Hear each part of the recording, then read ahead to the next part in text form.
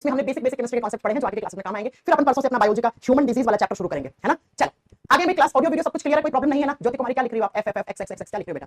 हाँ जी रोंग मैडम जी, किसको मैडम रोंग होगी क्या आपकी? हाँ चलो पुष्पेंद्र दुबे आ चुके हैं, ठीक है भाई, गुड आफ्टरनून। कैसे हैं आप सब लोग? आ जाओ क्लास स्टार्ट करें हम। क्लास नहीं चलिए, क्लास तो चल रही है बेटा, क्लास तो चल रही है बेटा।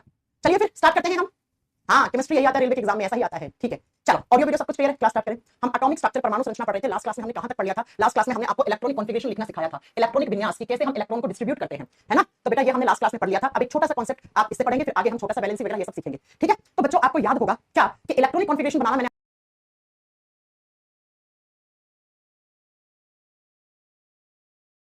आपको लास्ट क्लास में सिखाया था। 2D मॉडल में केएलएमएन में कैसे इलेक्ट्रॉन भरते हैं और 3D मॉडल एसपीडीएफ में हम कैसे भरते हैं। अब अगर एग्जाम में आ जाए, जैसे लास्ट क्लास में एक बच्चा भी पूछ रहा था मैम कि एनायंस और कैटायंस, जो आयंस की फॉर्म में हम इलेक्ट्रॉनिक कॉन्फ़िगरेशन कैसे लिखते हैं, ऐसे ही आपने सुनो। दो आयन होते हैं, एक होता है बच्चा कैटायन जिसको हम हिंदी में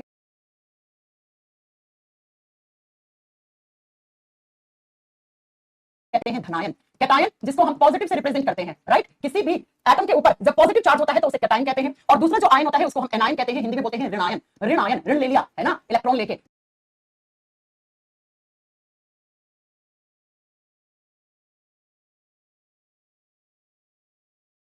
माइनस का चार्ज होता है। याद रखना, जब भी हम किसी एटम में से, जब भी हम किसी परमाणु में से क्या बेटा कोई भी इलेक्ट्रॉन डोनेट कर देता है, कोई एटम इलेक्ट्रॉन निकाल लेता है, इलेक्ट्रॉन डोनेट कर देता है, तो उस एटम के ऊपर, उस परमाणु के ऊपर कैसा चार्ज आता है बेटा? पॉजिटिव चार्ज आता है, उसको हम कैटायन यानी धनायन कहते हैं। और जब कोई भी एटम इलेक्ट्रॉन ले लेता है तो बेटा हम क्या कहते हैं उसको? इलेक्ट्रॉन लेके ऋण ले लिया, ऋणायन हो गया। इलेक्ट्रॉन एक्सेप्टर जो होते हैं, इलेक्ट्रॉन को लेते हैं, इलेक्ट्रॉन को लेना, एक्सेप्ट करना, क्या उसके ऊपर कौन सा चार्ज आता है? एनायन चार्ज आता है। तो बात यह है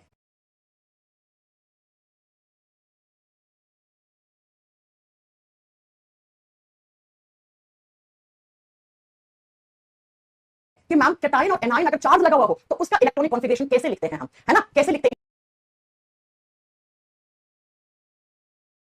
कहने का मतलब है कि अगर किसी के ऊपर ऐसे आप सिंपल सा कोई आपका एटम है, उसके ऊपर पॉजिटिव और नेगेटिव चार्ज लिखा है, पॉजिटिव और नेगेटिव चार्ज लिखा हुआ है, तो हम उसमें कैसे इलेक्ट्रॉनिक कॉन्फ़िगरेशन हम लिखेंगे वो सुनो बच्चों। जैसे फॉर एग्जांपल पहले मैं कैटायन का एग्जांपल देती हूं। आपको दे दिया कि सी ए, क्या हो गया इस बोर्ड को, एक मिनट बच्चों, बोर्ड सुनो, आपको दे दिया बोर्ड, आपको दे दिया एक एग्जांपल Ca++, इसका आपको इलेक्ट्रॉनिक कॉन्फ़िगरेशन लिखना है, कैसे लिखोगे? इसका इलेक्ट्रॉनिक कॉन्फ़िगरेशन लिखना है, कैसे लिखोगे? पिछली क्लास में आपको बताया था मैंने, कैल्शियम का एटॉमिक नंबर 20 होता है। कैल्शियम का एटॉमिक नंबर कितना होता है? 20 होता है। इसका मतलब कैल्शियम का जब हम इलेक्ट्रॉनिक कॉन्फ़िगरेशन लिखेंगे KLMN में, तो कैसे लिखेंगे बेटा? K में कितने इलेक्ट्रॉन जाएंगे, L में कितने जाएंगे, M में कितने जाएंगे, N में कितने जाएंगे? K में 2 जाएंगे, L में 8 जाएंगे, M में 8 जाएंगे, 8 2 16 18, और लास्ट वाले में कितने चले गए हैं? 2 चले गए हैं। ऐसे लिखते हो। अब क्योंकि कैल्शियम के ऊपर 2 कैटायन, 2 पॉजिटिव चार्ज हैं, इसका मतलब जितना चार्ज है उतने ही कैल्शियम ने इलेक्ट्रॉन डोनेट कर दिए। तो कैल्शियम के ऊपर 2 चार्ज है, यानी कि कैल्शियम के आउटर शेल में से हमने 2 इलेक्ट्रॉन निकाल लिए हैं। बच्चों मैंने आपको पिछली क्लास में बहुत अच्छे से पढ़ाया था कि जब भी हम किसी एटम से इलेक्ट्रॉन निकालते हैं तो हम उसके सबसे बाहरी वाली शेल, जिसको वैलेंस शेल बोलते हैं, जिसको संयोजी कक्षा कहते हैं, संयोजी कक्षा में से ही इलेक्ट्रॉन निकालते हैं। और जब भी इलेक्ट्रॉन लेता है कोई एटम तो वो कहां पे लेता है? अपनी वैलेंस शेल में लेता है। आप मुझे बताओ कैल्शियम की आउटर वाली शेल यानी वैलेंस शेल, संयोजी कक्षा कौन सी है? N है। यहाँ पे N सबसे बाहरी है, तो ये कैल्शियम की क्या कहलाएगी? ये कैल्शियम की वैलेंस शेल कहलाएगी बेटा, है ना। इसको हम संयोजी कक्षा कहते हैं। तो कैल्शियम के ऊपर 2 कैटायन चार्ज हैं, इसका मतलब कैल्शियम की वैलेंस शेल में से 2 इलेक्ट्रॉन माइनस हो गए। तो अब कैसे लिखोगे? अब 2 हट गए तो इसका कैटायंस की फॉर्म में इसका इलेक्ट्रॉनिक कॉन्फ़िगरेशन कैसे लिखा जाएगा? KLM यानी 2 8 8, 2 इलेक्ट्रॉन निकाल दिया तो ये सही हो जाएगा।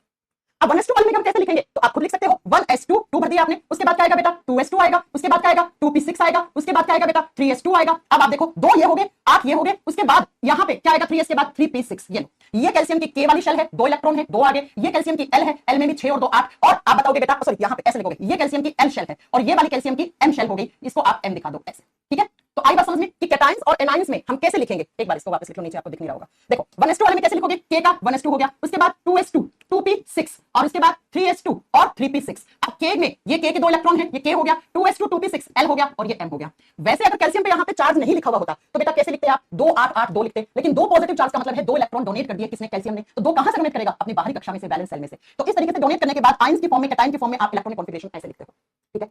अब अगर हम कहें जैसे हम एनायन की फॉर्म में कैसे लिखते हैं, आपको एक एग्जांपल देती हूं एनायन की फॉर्म में कैसे लिखेंगे। बच्चों आपको ऐसे फ्लोरीन और ऐसे लिखा हुआ है, बोलेगा इसका इलेक्ट्रॉनिक कॉन्फ़िगरेशन लिखो, क्या लिखोगे? आप फटाक से बताओ क्या लिखोगे? बच्चों फ्लोरीन का एटॉमिक नंबर 9 होता है, 20 तक याद करना सिखाया था क्लास में, 9 है। अब एक नेगेटिव चार्ज है, नेगेटिव चार्ज का मतलब क्या होता है? इलेक्ट्रॉन लेना, इलेक्ट्रॉन एक्सेप्ट करना। जितना नेगेटिव चार्ज है उतना इलेक्ट्रॉन ले लेता है वो एटम। कितना नेगेटिव चार्ज है? 1, तो 9 + 10 कितने इलेक्ट्रॉन? 9 + 1 10 इलेक्ट्रॉन हो जाएंगे, 10 इलेक्ट्रॉन। तो कैसे लिख लोगे बेटा?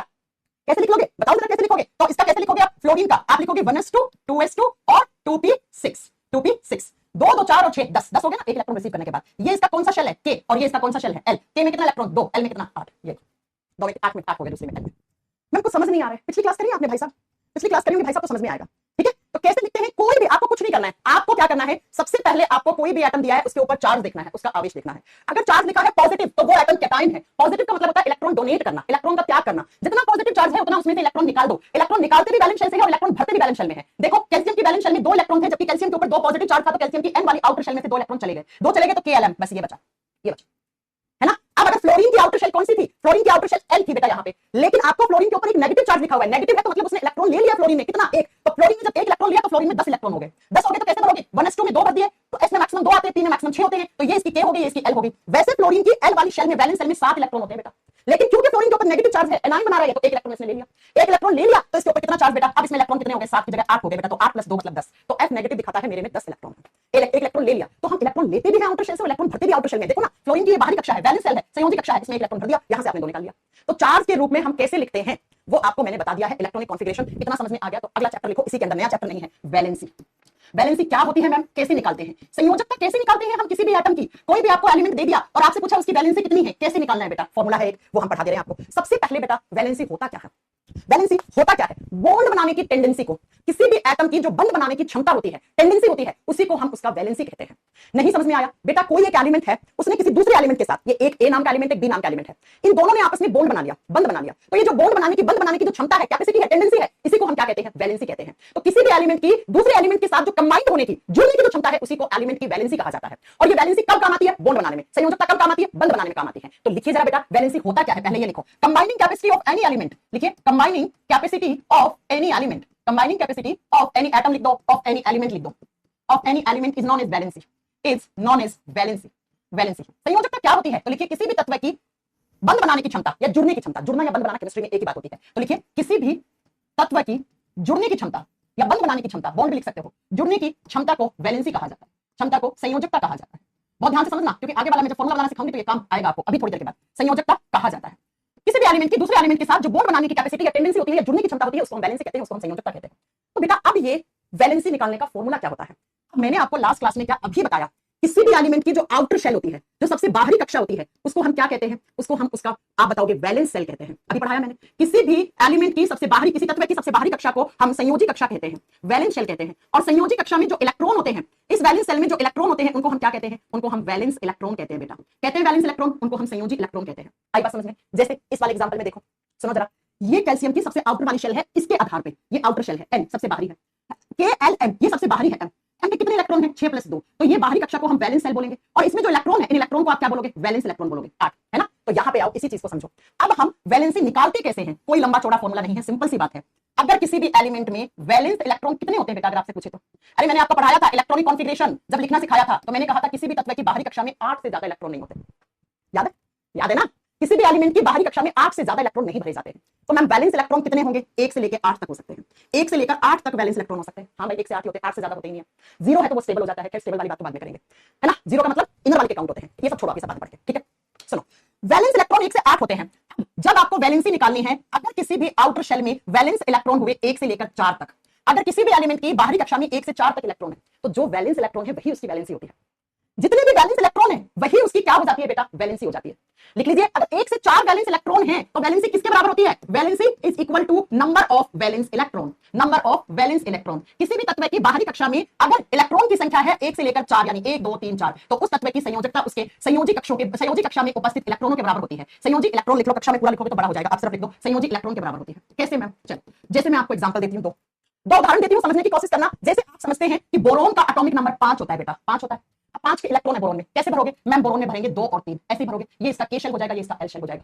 अब L बोरोन की वैलेंस शेल है क्योंकि सबसे बाहरी है, और वैलेंस शेल में कितने इलेक्ट्रॉन है? 3, तो बोरोन की वैलेंसी पूछे तो क्या होगी बेटा? 3 होगी। बोरोन की वैलेंसी पूछे तो 3 होगी। आगे बात समझ में आई? समझ में? जैसे अगर लिथियम का एटॉमिक नंबर 3 होता है, हाइड्रोजन हीलियम लिथियम, 3 को कैसे लिखते हो? 2 और 1 ऐसे लिखते हो। ये लिथियम की K शेल है, ये लिथियम की L शेल है। लिथियम की वैलेंसी पूछे तो क्या करोगे? लिथियम की वैलेंसी आउटर शेल में कितना इलेक्ट्रॉन है? 1, तो लिथियम की वैलेंसी भी कितनी होगी? 1 होगी बेटा, 1 होगी। लिख दिया? हाँ, आगे बात समझ में? ठीक है, हाँ जी मैम। अब बच्चों अगर वैलेंस इलेक्ट्रॉन हुए 5 से लेकर कितने 8, तब वैलेंसी कैसे निकालेंगे? मैम 1 से 4 तो हमें समझ में आ गया। अगर वैलेंस इलेक्ट्रॉन हुए 1 से लेकर 4, तब तो बेटा जो वैलेंस इलेक्ट्रॉन है वही उसकी वैलेंसी है, बस आपको आउटर शेल में इलेक्ट्रॉन चेक करना चाहिए, उसकी वैलेंसी हो जाएगी। अगर मैम 5 से 8 हो गए तो वैलेंसी कैसे निकालते हैं? तो बेटा इसका छोटा सा फंडा है, जितने वैलेंस इलेक्ट्रॉन है उसको 8 में से माइनस कर दो, 8 माइनस वैलेंस इलेक्ट्रॉन कर दो बेटा, और जैसे ही 8 में से आपने वैलेंस इलेक्ट्रॉन माइनस कर दिए, बची हुई उसकी वैलेंसी हो जाती है, बची हुई उसकी वैलेंसी हो जाती है। अब आप खुद देखिए कैसे निकलेगा। आवाज नहीं आ रही? अभी से बेटा आवाज तो आ रही है यहाँ से। कैसे? तो मैं आपको एक एग्जांपल देती हूँ। एग्जांपल देखो नाइट्रोजन का। नाइट्रोजन 7 नंबर पे आता है यानी कि नाइट्रोजन के एटम में कितने इलेक्ट्रॉन है 7 है। अरे कितनी बार पढ़ा हूं, अगर किसी भी एटम के ऊपर पॉजिटिव नेगेटिव चार्ज नहीं है, कोई भी आवेश नहीं लिखा है, तो जो नंबर ऑफ एटॉमिक नंबर है वो इक्वल होता है इलेक्ट्रॉन के नंबर के बराबर। ये बहुत बार पढ़ा चुकी हूं। कैसे लिखोगे नाइट्रोजन का 2 और 5, नाइट्रोजन के शेल में 2 इलेक्ट्रॉन है, एल में 5 है, तो लाइक अब बताओ नाइट्रोजन की वैलेंसी कैसे निकालोगे। ये नाइट्रोजन की वैलेंस इलेक्ट्रॉन है 5, तो 8 - 5 कर दोगे तो नाइट्रोजन की वैलेंसी कितनी निकल आएगी 3 निकल आएगी बेटा, 3 निकल आएगी। हां जी मैम, 8 - 5 क्यों करा, ये फार्मूला है बेटा, पिंकेस बुक का ये फार्मूला है बेटा। आई समझ में, आगे बात समझ में है ना। तो अगर वैलेंस इलेक्ट्रॉन हुआ 1 से 4 तो कितना वैलेंस इलेक्ट्रॉन है वो वैलेंसी है। अगर 5 6 7 8 हुआ तो बेटा उसकी वैलेंसी कितनी होगी 8 - 5 8 - 6 8 - 7 8 - 8 0 0 हो गई। अब मुझे एक निकाल के दिखाओ, एक मुझे फ्लोरीन की वैलेंसी बताना बेटा। फ्लोरीन का एटॉमिक नंबर 9 होता है, फटाक से मुझे बता दो फ्लोरीन की वैलेंसी कितनी आएगी, ऑक्सीजन की वैलेंसी कितनी आएगी। चलो इन दोनों के निकाल के बता दो, मैं समझ जाऊंगी, आपको समझ में आ गया, समझ में आ गया, आगे चलेंगे। कोई बड़ी बात नहीं है बेटा, बहुत बड़ी चीज नहीं है, सिंपल सी 2 चीजें याद रखनी है भाई। हां आयंस की कैसे निकालते हैं वैलेंसी, रुक जाओ भाई मेरे से आगे मत चलो। मैं 8 5 कहां से आ गया, अरे दीपक कुमार साफ तो लिखा है। ओ क्या कर दिया मैंने, अच्छा 8 - 5 लिखा जाएगा, गलत कर दिया क्या, बोला सही लिख दिया गलत, 8 - 5 नॉट 5 - 8, तो मैंने बोला सही लिख दिया गलत। 8 - 5, अब हम 8 से माइनस क्यों करते हैं, अभी तो पढ़ाया 8 से ज्यादा इलेक्ट्रॉन हो ही नहीं सकते हैं, आउटर शेल में वैलेंस शेल में 8 से ज्यादा इलेक्ट्रॉन नहीं हो सकते हैं बेटा। ये 8 - 5 है, इसको ठीक कर लेना, मैंने बोला सही लिख दिया गलत, 8 - 5। तो 8 में से आपने 5 कितना भी, मैंने एग्जांपल बताया आपको यहाँ पर, ये मैंने एग्जांपल बताया आपको यहाँ पर, समझ में आई मेरी बात। अरे मैंने क्या बोला भाई, एक बार कंफ्यूज मत होना, फिर से लिखो। मैंने कहा अगर आप वैलेंसी, अरे यार सही लिखा था, किसने गलत करवा दिया, मैंने सही लिखा, मैंने सही लिखा कॉन्सेप्ट कि अगर 5 से लेकर 8 हो वैलेंस इलेक्ट्रॉन, पता नहीं किसने गलत करवा दिया, 5 से लेकर 8 यानी 5 हो 6 हो 7 हो 8 हो, तब वैलेंसी कैसे निकालते हैं, इसका मतलब ये था बेटा, सही लिखा था वो, कहां पे तुमने गलत करवा दिया फालतू। ये पूछ रहे थे क्या आप, मुझे लगा आप ये पूछ रहे थे, ठीक है आगे समझ में, सही था यार, मैंने सही लिखा था, तुम लोगों ने शायद वो किसी को इसमें मिस्टेक हुआ। देखो फ्लोरीन में 9 है, कैसे लिखोगे फ्लोरीन को, 2 और 7 9 हो गए, तो 8 में से ये फ्लोरीन का के शेल है, ये एल शेल है, तो आउटर शेल कौन सी होगी, एल में 7 इलेक्ट्रॉन है, तो 8 - 7 करोगे, फ्लोरीन की वैलेंसी कितनी आ जाएगी 1 आ जाएगी। ऑक्सीजन को कैसे लिखते हो, 2 और 6, तो 6 है तो 6 जब होती है तो वैलेंसी का फॉर्मूला क्या होता है 8 माइनस वैलेंस इलेक्ट्रॉन, और ऑक्सीजन में 6 है तो 8 - 6 कर दोगे तो कितना आ जाएगा बेटा 2, तो ऑक्सीजन की वैलेंसी 2 आ जाएगी। किसी भी निकाल लो बेटा, किसी भी निकाल, एन का क्यों लिया, अरे भाई तुम लोग क्या वो क्या खा के बैठते हो क्लास में, टीचर को और कंफ्यूज कर देते हो। अरे एन यहाँ पे आउटर शेल है, एल इसकी एल है आउटर शेल, किसी किसी एटम की एम हो सकती है, किसी की एन हो सकती है बेटा, आपको देखना है बाहरी शेल कौन सी है। आगे समझ में, आगे समझ में कैसे निकालेंगे वैलेंसी, हां जी मैम कैसे निकालेंगे। चलो अब ये तो आसान था, अब मैं आपको कुछ आयन की वैलेंसी लिखवा रही हूं, आपको याद करनी है, कोई फंडा नहीं है। मैम अगर हम आयंस की वैलेंसी निकालें तो कैसे निकालते हैं, बहुत ध्यान से समझना, यहां से हम फॉर्मूला बनाना सीखेंगे। आयंस की वैलेंसी कैसे निकलती है ये तो हमें समझ में आ गया मैम, ठीक है। लिखिए आयनों की संयोजकता, आयनों की संयोजकता कैसे निकालते हैं। अब आयन 2 होते हैं बेटा, पॉजिटिव नेगेटिव, पॉजिटिव को कैटायन बोलते हैं, नेगेटिव को एनायन बोलते हैं, है ना। अब किसी के ऊपर मैं पॉजिटिव और नेगेटिव चार्ज लगाऊं तो वैलेंसी कैसे निकालते हैं। अब मेरी बात को ध्यान से सुनना, आयंस की वैलेंसी हमेशा बराबर होती है चार्ज ऑफ आयन, जिस भी एटम के ऊपर जितना चार्ज है उतना ही उसका वैलेंसी होता है, जिस भी एटम के ऊपर जितना चार्ज है वही उसकी आयन की वैलेंसी है। तो लिख दो, जो आयंस की संयोजकता होती है वो आयनों के आवेश के बराबर होती है, आयनों के आवेश के बराबर होती है। कैसे, मान लो कोई भी एटम है उसके ऊपर आपको एक पॉजिटिव चार्ज ऐसे लिखा है +1 लिखा है, आपको पॉजिटिव नेगेटिव से मतलब नहीं है, बताओ क्या लिखा है 1, तो उसकी वैलेंसी कितनी हो जाएगी 1 हो जाएगी। चार्ज नहीं देखते हम वैलेंसी के तौर पे, कैसे मैम, चलो और अच्छे से समझो, अब कुछ नोट डाउन करने हैं आपको आयंस जो आपको याद रखने हैं, हमेशा आपको याद रखने हैं कौन कौन से। जैसे पहला आयन लिखो हाइड्राइड, समझ लो यहां से हाइड्राइड, सेम नाम हिंदी में है बेटा, हाइड्राइड एक आयन होता है। हाइड्राइड को कैसे रिप्रेजेंट करते हैं, हाइड्राइड को H नेगेटिव से रिप्रेजेंट करते हैं। चार्ज देखो इसका, एक चार्ज है, पॉजिटिव नेगेटिव से मतलब नहीं है, कितना चार्ज है 1, तो बताओ बच्चों आपसे पूछ ले हाइड्राइड की वैलेंसी कितनी है, हाइड्राइड की संयोजकता कितनी है 1 होती है बेटा, 1। पॉजिटिव नेगेटिव से मतलब नहीं है, सीधा आप जो चार्ज है आयन के ऊपर कितना चार्ज है 1, तो 1 वैलेंसी हो जाएगी हाइड्राइड की। अगर लिखो बेटा अमोनियम, अमोनियम आयंस 9 सादर में पढ़ते हो ना, अमोनियम क्लोराइड, आगे पढ़ोगे आप NH4Cl, जिसको हिंदी में 9 सादर कहा जाता है, वो एग्जांपल होता है किसका, सब्लिमेशन का, ऊर्ध्वपातन का एग्जांपल होता है, ठीक है। आयन क्या होता है, कौन है ये क्रिस्टले कुमार, आयन क्या होता है क्रिस्टले, ये होता है बेटा आयन, तुम लोग पता है ढंग से नहीं पढ़ते हो, ये होते हैं आयन। आयन 2 होते हैं, धनायन ऋणायन। जब भी कोई एटम अपना इलेक्ट्रॉन डोनेट करता है तो वो कैटायन धनायन बनाता है, जब कोई एटम इलेक्ट्रॉन एक्सेप्ट करता है लेता है तो उसके ऊपर ऋणायन चार्ज आता है। अभी तो एग्जांपल लेके पढ़ाया बेटा, पता नहीं क्या पढ़ते हो तुम लोग यार, इतना बेसिक तो आपको आना चाहिए। अमोनियम को लिखते हैं NH4+, ये ऐसे, बताओ अमोनियम की वैलेंसी कितनी, एक चार्ज, पॉजिटिव नेगेटिव से मतलब नहीं है, कितना चार्ज है देखो, चार्ज ऑफ आयन, चार्ज कितना है 1, तो वैलेंसी कितनी होगी 1, अमोनियम की वैलेंसी कितनी होगी 1।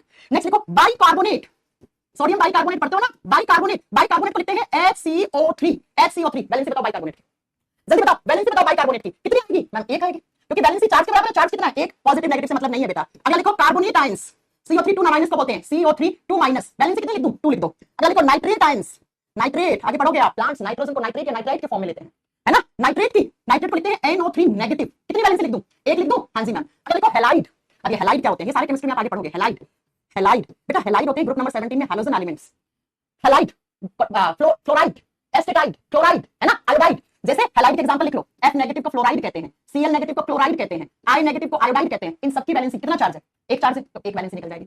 अगर लिखो इसके बाद लिखो फॉस्फेट, फॉस्फेट कहां होता है बेटा, फॉस्फेट पढ़ाया ना मैंने, फॉस्फेट के बारे में आपको पढ़ाया मैंने। फॉस्फेट को कैसे लिखते हैं PO4 और ऊपर लगाते हैं 3 नेगेटिव, बताना बच्चा इसकी वैलेंसी कितनी होगी, जल्दी बताओ। नेक्स्ट मैं लिखती हूं सल्फेट, सल्फेट को लिखते हैं SO4 2 नेगेटिव, इसके ऊपर कितना चार्ज है 3, तो वैलेंसी कितनी 3, इसके ऊपर कितना 2, तो 2, ये ऐसे वैलेंसी निकालते हैं बेटा, ऐसे बैलेंस निकालते हैं। हाँ हैलोजन फैमिली क्या होती है आगे पढ़ाएंगे, अभी फिलहाल छोड़ दो।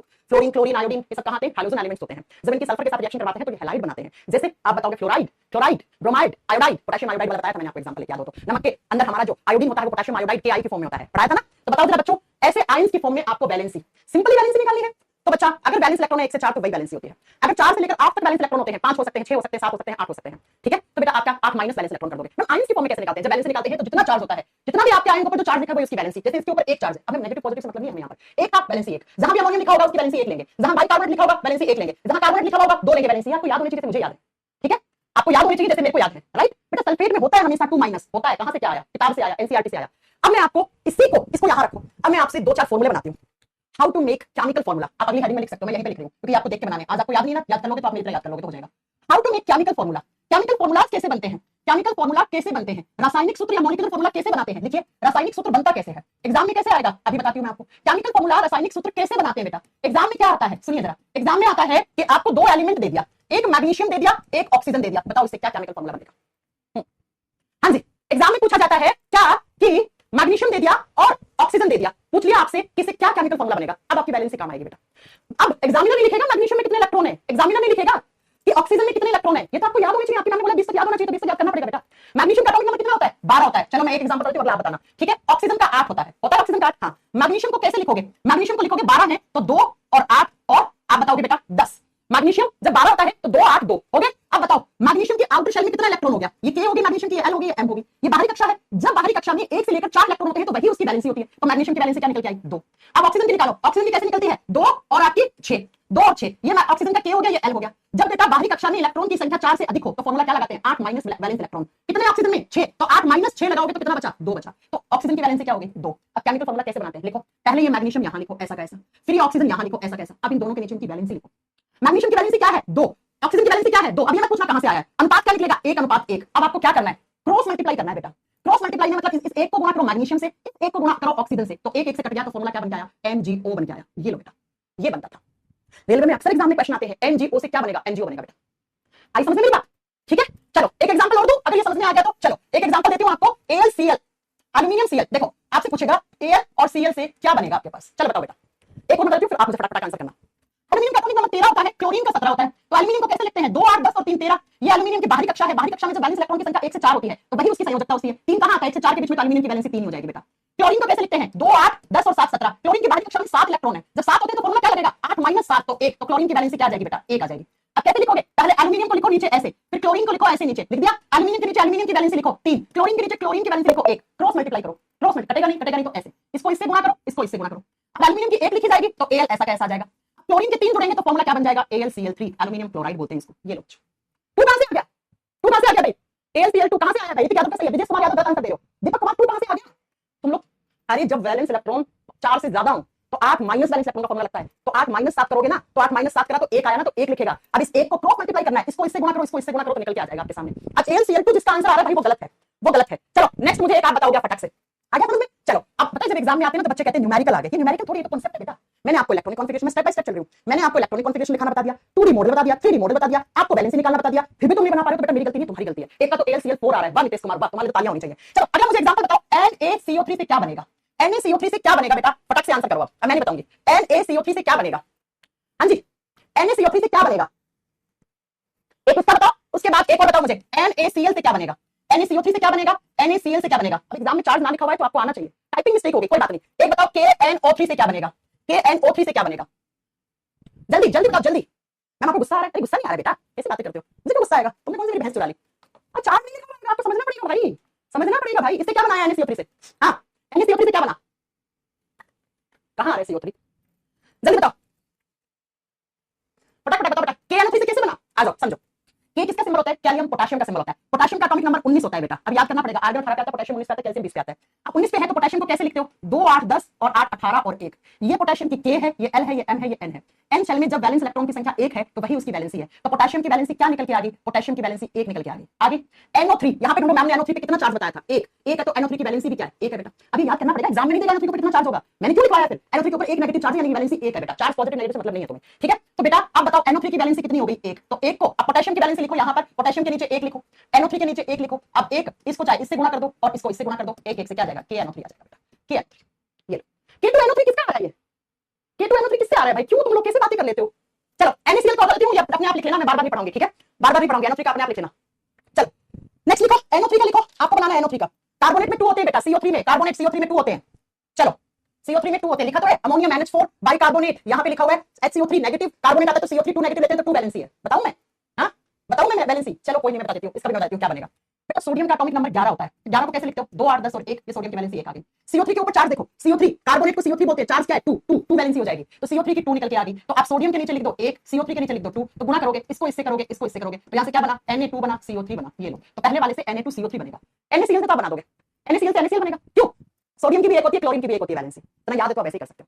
किसी का भी दे दे आपको, किसी का भी दे, देखो चार्ज नहीं लिखा हुआ है तब तो वैलेंसी आपको निकालनी पड़ेगी, फॉर्मूला मैंने बता दिया कैसे निकलता है। अगर मैम आयंस के फॉर्म में वैलेंसी, तो जैसे इसके अंदर आपको दिया नहीं था कि कार्बोनेट की वैलेंसी कितनी है, तो आपको याद करनी पड़ेगी, कार्बोनेट को CO3 2 माइनस लिखते हैं तो 2 वैलेंसी होती है, बाइकार्बोनेट को HCO3 लिखते हैं तो इसकी 1 वैलेंसी होती है, ठीक है। नाइट्रेट को NO3 माइनस लिखते हैं तो 1 वैलेंसी होती है। हैलाइड कहीं पर दिया हुआ है F नेगेटिव तो 1 लिखनी है, क्लोरीन दिया हुआ है तो 1 लिखनी है, जैसे इसमें दिया हुआ है क्लोरीन तो 1 है, वैसे भी आप लिख सकते हैं। ठीक है बच्चों, बना लोगे? किसी को भी कोई डाउट है?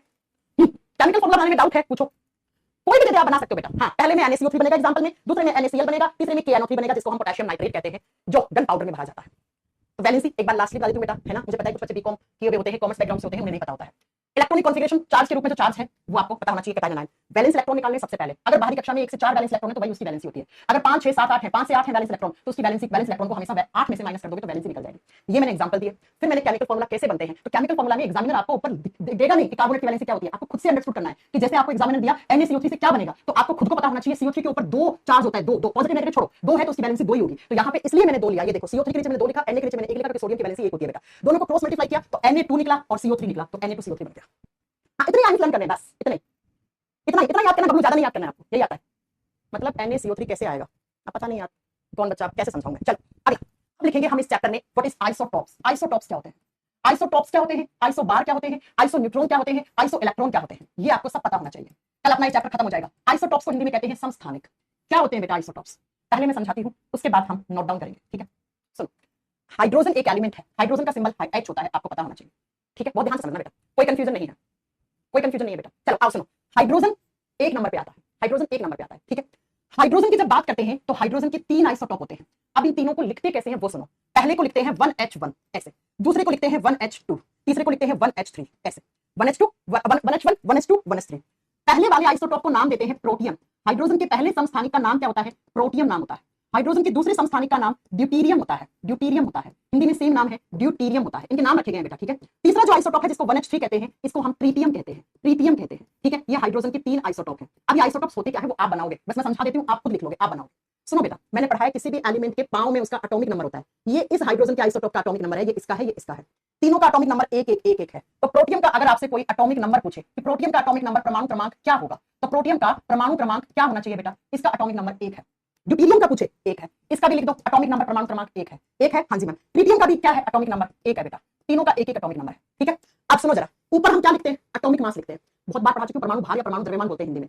इसका एटॉमिक मास 1 है, इसका 2 है, इसका 3 है, देख रहे हो। तो एटॉमिक नंबर तो सेम था, लेकिन इन तीनों का एटॉमिक मास, जिसको हम हिंदी में परमाणु भार या परमाणु द्रव्यमान कहते हैं, इसको क्या कहते हैं, परमाणु भार या परमाणु द्रव्यमान कहते हैं। पहले वाले का एटॉमिक मास क्या है, 1 है बेटा। दूसरे वाले का एटॉमिक मास बताओ फटाक से, क्या लिखोगे, दूसरे वाले का परमाणु भार क्या होता है बेटा, आप बताओगे 2 होता है, और तीसरे वाले का एटॉमिक मास क्या होता है बेटा, 3 होता है, तीसरे वाले का परमाणु भार 3 है। अब मुझे ये बताओ, ये एक ही एलिमेंट है, एक ही एलिमेंट है क्या, हाइड्रोजन तो यहां भी H लिखा, यहां भी H लिखा, यहां भी H लिखा है, एक ही एलिमेंट के आइसोटॉप होते हैं, याद रखना, एक ही तत्व के समस्थानिक होते हैं, अलग अलग नहीं होते, एक ही एटम के आइसोटॉप होते हैं। तो जब भी डेफिनेशन पूछे ना तो सेम एलिमेंट सर्च करना है आपको, सेम एलिमेंट आपको सर्च करना है बेटा, ठीक है। तो एक ही एलिमेंट के अलग अलग एटम, ये भी हाइड्रोजन का एटम है, ये भी हाइड्रोजन का एटम है, ये भी हाइड्रोजन का एटम है ना। तो एक ही एलिमेंट के अलग अलग एटम जिनका एटॉमिक नंबर तो सेम है, जिनका परमाणु क्रमांक सेम हो, एक जैसा हो, लेकिन उनका एटॉमिक मास डिफरेंट हो, लेकिन उनका परमाणु भार अलग अलग हो, तो उन्हें हम क्या कहते हैं, उन्हें हम आइसोटॉप्स कहते हैं, उन्हें हम समस्थानिक कहते हैं, है ना। मैम हमें कैसे पता होगा इसके कितने आइसोटॉप है, बेटा वो डिस्कवर्ड है ऑलरेडी, वो डिस्कवर्ड है, खोज की गई है। हाइड्रोजन के 3 आइसोटॉप होते हैं, आपको याद करना पड़ेगा, यूनिवर्सल ट्रुथ है ना।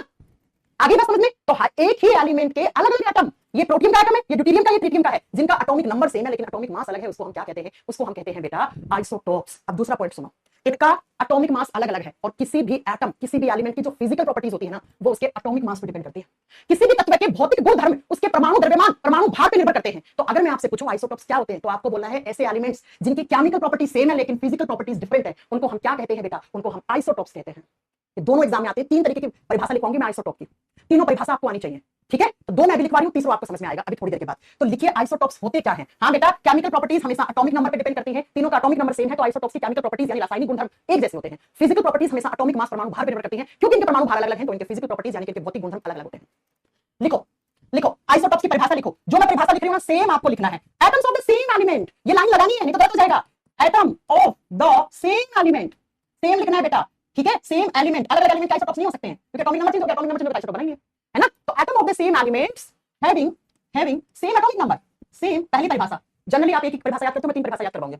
Same atomic number but having different atomic mass, having different, मैंने शॉर्ट फॉर्म में लिखा different atomic mass are known as isotopes, atomic mass are known as isotopes. Hindi में लिखो एक ही तत्व के अलग अलग परमाणु जिनके, हिंदी में लिखो बेटा, ये डेफिनेशन बहुत अच्छे से यहाँ पे सेम शब्द लिखना होना चाहिए। अगर आपसे एग्जाम में पूछ ले यहाँ सेम और डिफरेंट करते परिभाषा गलत हो गई आइसोटॉप की, वो फॉल्स है, वो गलत है बेटा। तो लिखो एक ही तत्व के अलग अलग परमाणु, जिनका परमाणु क्रमांक अलग अलग परमाणु, जिनका परमाणु क्रमांक एक जैसा हो, परमाणु क्रमांक बराबर हो या एक जैसा हो, ठीक है, बराबर हो, लेकिन उनका परमाणु भार या द्रव्यमान संख्या, लेकिन उनका परमाणु भार अलग अलग हो, समस्थानिक कहलाते हैं, अलग अलग हो, समस्थानिक कहलाते हैं, आइसोटॉप्स कहलाते हैं, समस्थानिक कहलाते हैं बेटा। अब दूसरी परिभाषा लिखो, isotopes are having same chemical properties. दूसरी परिभाषा लिखो, आइसोटॉप्स, इनमें से कोई भी परिभाषा दी हुई हो आपको आइसोटॉप ऑप्शन लगाना है। Isotopes are having same chemical properties but different, same chemical properties but different physical properties, but having different physical properties,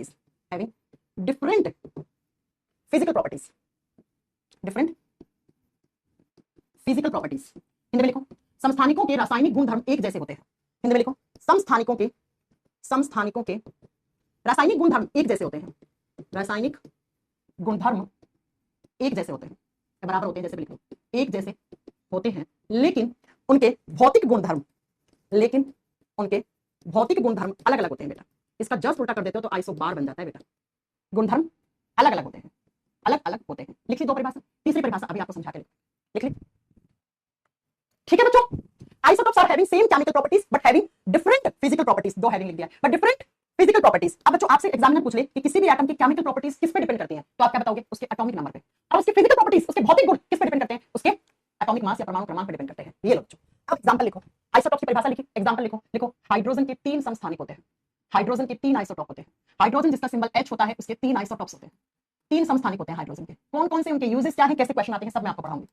number 1 पे लिखो हाइड्रोजन का पहला आइसोटॉप होता है, उसको प्रोटियम कहते हैं, हिंदी में सेम नाम है बेटा, प्रोटियम। और प्रोटियम को डिनोट कैसे करते हैं, 1H1 ऐसे, प्रोटियम को ऐसे लिखते हैं। दूसरे आइसोटॉप्स को बोलते हैं ड्यूटीरियम। अरे मैं बताऊंगी अभी हैवी वाटर क्या होता है।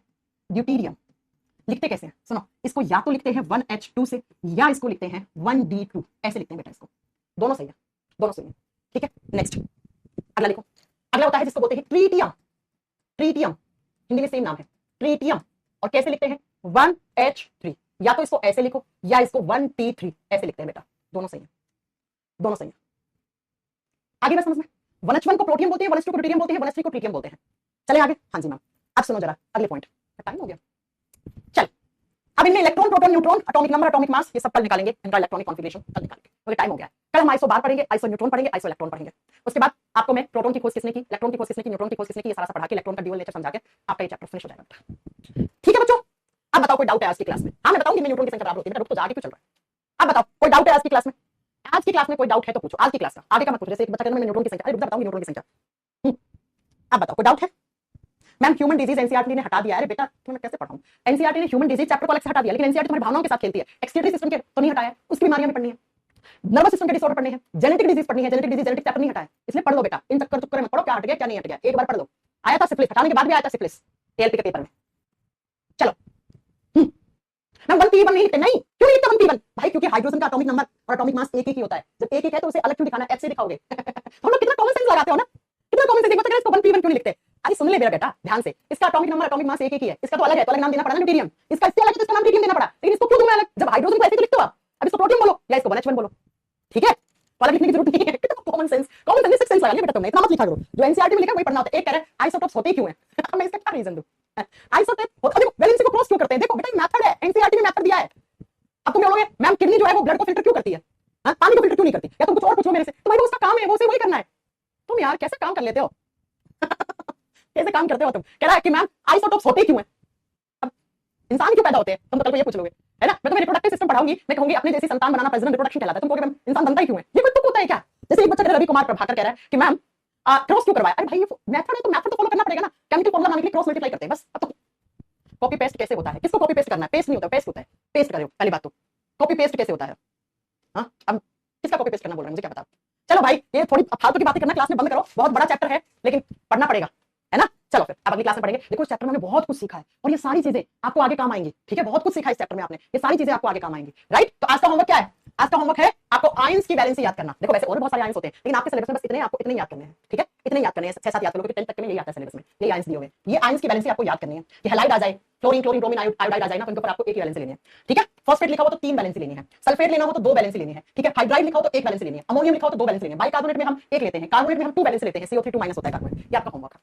ओ एक बच्चा कह रहा है वैलेंसी 0 आएगी तो फॉर्मूला कैसे बनेगा भाई वैलेंसी जब 0 आती है, सुनो सुनो सुनो, किसने पूछा ये, वैसे तो क्वेश्चन सही पूछा तुमने, अगर वैलेंसी 0 आती है कैसे, सुनो जरा बेटा, 0 का मतलब क्या है वैलेंसी का, वो एलिमेंट जो है ना वो स्टेबल है, स्टेबल का मतलब स्थायी होता है, ठीक है, और जो स्टेबल एलिमेंट्स होते हैं ना वो रिएक्ट नहीं करते हैं, no react, no reaction, reaction नहीं करते हैं, और वो रिएक्शन नहीं करते मतलब बॉन्ड नहीं बनाते हैं, और बॉन्ड बना ही नहीं रहा है तो वो क्यों फॉर्मूला बनाएगा, क्यों फॉर्मूला बनाएगा, किसने पूछा है, ठीक है, जिसने भी पूछा है, स्टेबल है भाई, वो पढ़ोगे आप, helium neon argon proton radon, ये सब स्टेबल एलिमेंट्स होते हैं, इनकी वैलेंसी 0 होती है, 0 है तो उन्हें बॉन्ड बनाना ही नहीं है, वैलेंसी क्या होता है, बॉन्ड बनाने की कैपेसिटी, जब ये पहले से स्टेबल है तो बॉन्ड क्यों बनाएं, जो अनस्टेबल एलिमेंट्स होते हैं वही बॉन्ड बनाते हैं बेटा, जब ये स्टेबल है तो क्यों बॉन्ड बनाएं पहले से, जैसे आप लोग अभी एग्जाम की तैयारी कर रहे हो सरकारी नौकरी की, क्यों कर रहे हो, स्टेबिलिटी के लिए, सरकारी नौकरी लग जाए, फिक्स इनकम आ जाए, शादी हो जाए, घर बार बस जाए और आपका लाइफ में स्टेबिलिटी आ जाए। लेकिन अंबानी अडानी के बच्चों को सरकारी नौकरी की तैयारी करते हुए देखा है क्या, क्यों, क्योंकि पहले से स्टेबल है, उनके पास जनरेशन वेल्थ है, उनके पास इतना धन है कि उनको नौकरी की जरूरत ही नहीं है, वो स्टेबल है, तो ठीक है ऐसे ये भी स्टेबल है, ठीक है, कितना अच्छे से एग्जांपल दिया मैंने तुम लोगों को, अब भी